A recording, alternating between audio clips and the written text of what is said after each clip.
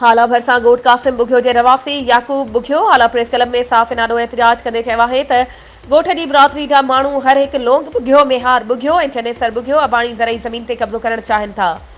हुन इल्ज़ाम हणंदे चयो त लोंग बुघियो कूड़ा दस्तावेज़ ऐं एग्रीमेंटूं ठाहे कोर्ट में कूड़ा केस करे रहियो आहे जॾहिं त अदालत सॻोरी पिणु संदसि कूड़ी दरख़्वास्त रद्द करे छॾी आहे जंहिं बावजूद बि मथियां जवाबदार मिली भगत करे मुंहिंजी अमड़ मिसमात फापी ज़ाल मोला बख़्श बुघियो जे खाते जी ज़रई ज़मीन जी दावेदारी करे